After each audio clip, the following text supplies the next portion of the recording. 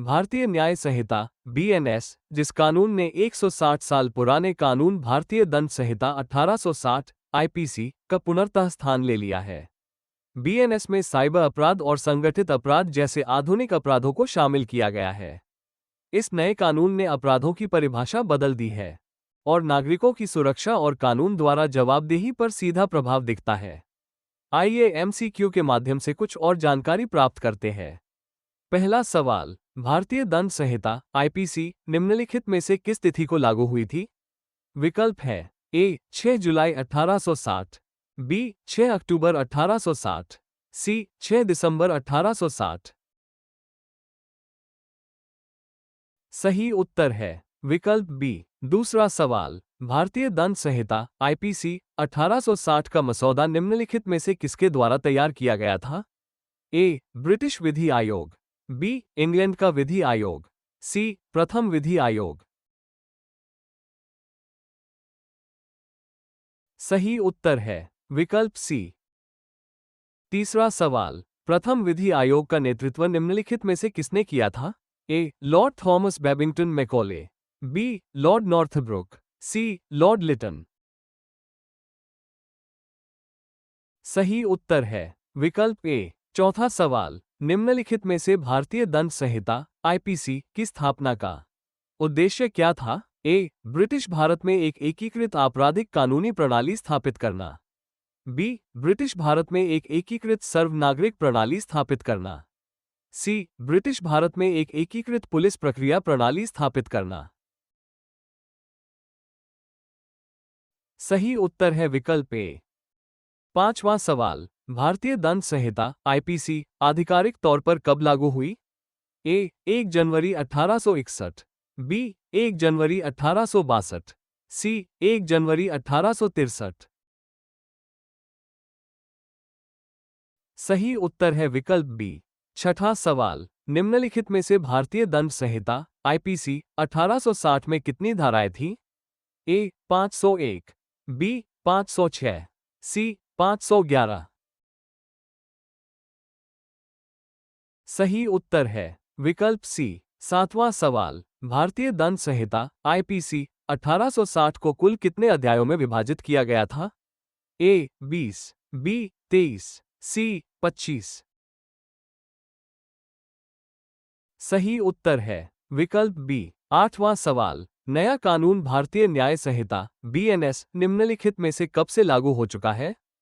ए 1 जनवरी 2024, B 1 मई 2024, सी 1 जुलाई 2024।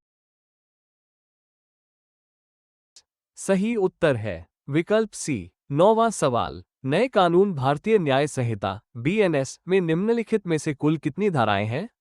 ए 358, B 368, सी 378। सही उत्तर है विकल्प ए। 10वां सवाल, नए कानून भारतीय न्याय संहिता बीएनएस को कुल कितने अध्यायों में बांटा गया है? ए 20, बी 30, सी 40। सही उत्तर है विकल्प ए। 11वां सवाल, आईपीसी की धारा 120 जो आपराधिक षड्यंत्र करने के लिए थी, उसको नए कानून भारतीय न्याय संहिता बीएनएस में निम्नलिखित में से किस धारा के अंतर्गत लाया गया है? ए धारा 111, बी धारा 113, सी धारा 115। सही उत्तर है विकल्प बी। 12वां सवाल, आईपीसी की धारा 302 जो हत्या के लिए सजा थी, उसको नए कानून भारतीय न्याय संहिता बीएनएस में निम्नलिखित में से किस धारा के अंतर्गत लाया गया है? ए धारा 101, बी धारा 103, सी धारा 105।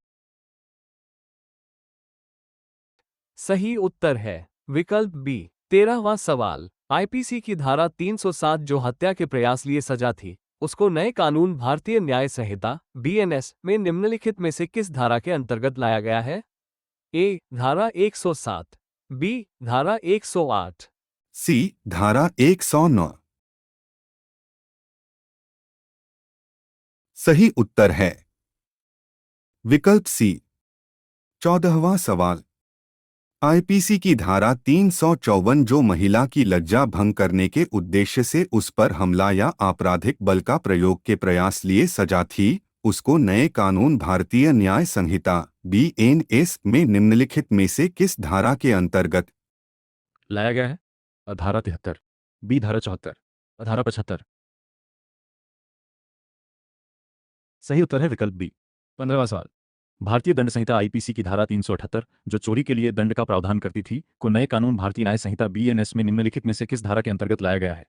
धारा 303, बी धारा 304, धारा 305। सही उत्तर है विकल्प ए। 16वां सवाल। भारतीय दंड संहिता आईपीसी की धारा 420 जो धोखाधड़ी के लिए दंड का प्रावधान करती थी को नए कानून भारतीय न्याय संहिता बीएनएस में निम्नलिखित में से किस धारा के अंतर्गत लाया गया है? धारा 313, बी धारा 314, धारा 318। सही उत्तर है विकल्प सी। 17वां सवाल। भारतीय दंड संहिता आईपीसी की धारा 468 जो जालसाजी के लिए दंड का प्रावधान करती थी को नए कानून भारतीय न्याय संहिता बीएनएस में निम्नलिखित में से किस धारा के अंतर्गत लाया गया है? धारा 336, बी धारा 337, धारा 338। सही उत्तर है विकल्प ए। 18वां सवाल।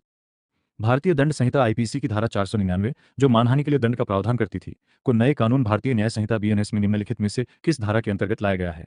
धारा 355, बी धारा 356, धारा 357। सही उत्तर है विकल्प ब।